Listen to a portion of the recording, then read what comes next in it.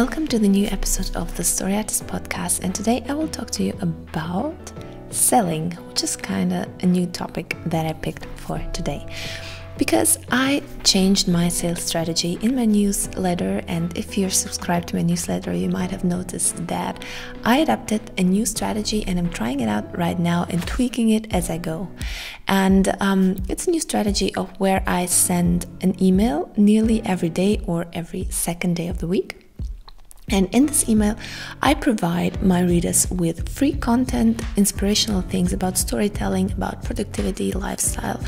And by the end of the email, I give them something to do. For example, buy a product, click to read an article to gain more depth, or see my new podcast episode, and so on. And I'm definitely selling more as I launched my new editing course, which is the strategic editing system. And I adapted this strategy because I learned it from a good friend, a German blogger who does it as well, and I'm subscribed to his new email newsletter. And actually, I kind of love it. I love his email newsletter because it's full of humor and it's full of content that I like. And I don't mind the selling at the end of the email because I don't have to buy the product. But I'm actually intrigued, and I have bought his products before, but these emails kind of animated me to buy those products. And even though I have bought them, I still am looking forward to his emails because they're so full of good content. And I actually remember him. I read all of his emails and I really loved this strategy. So I decided to try it out for my own email list and tweak it as I go. And I think there are only a couple of reasons why you should be afraid to sell, and let's discuss them and see how my strategy turned out for now. So reason number one why you should be ashamed to sell is if your products are not top notch. So what I mean by that, if you have great products that actually benefit your reader, benefit your audience, if the products you're offering are really, really good in content and are efficient in and kind of keep the promises that you give on your sales page or your sales emails, you shouldn't be ashamed to sell them, because this is not something that rips off your audience and your reader, but it offers them an additional value.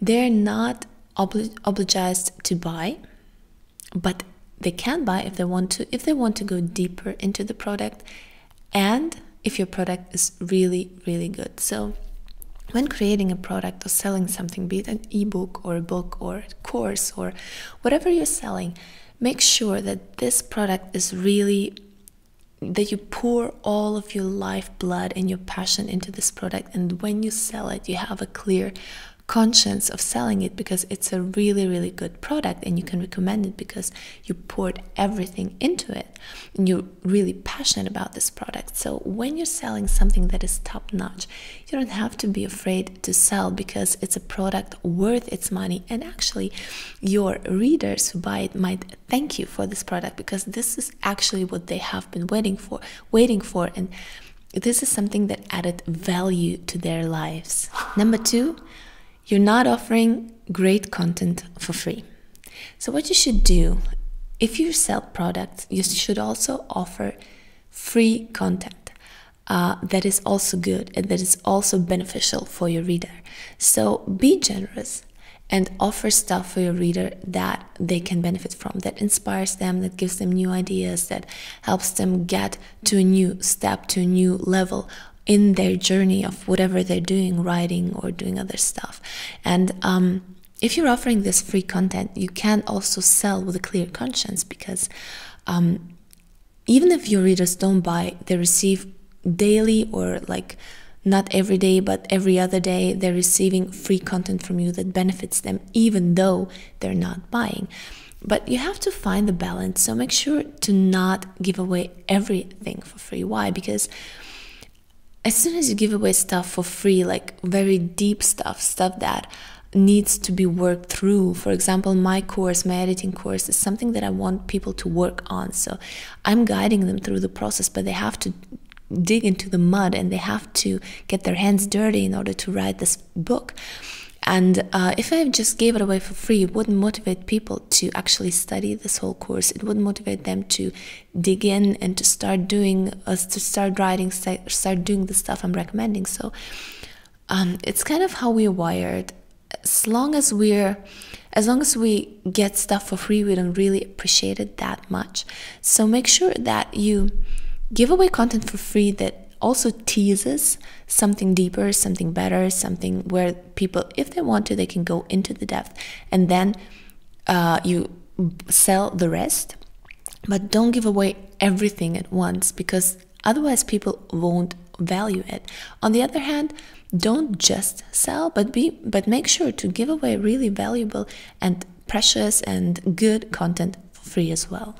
And number 3, you're not genuinely connecting to your readers. And I think this one's really important if you want to sell, because you need to know your target audience and you need to connect with your audience on a personal level. For example, if people are writing you emails, you need to make sure that you personally answer those emails and also think about the issues that the people are addressing. For example, if they're asking questions, or if they're pointing out something that they want differently in your courses, or have new ideas, or whatever they're writing to you, you need to be open for this conversation with your ideal reader.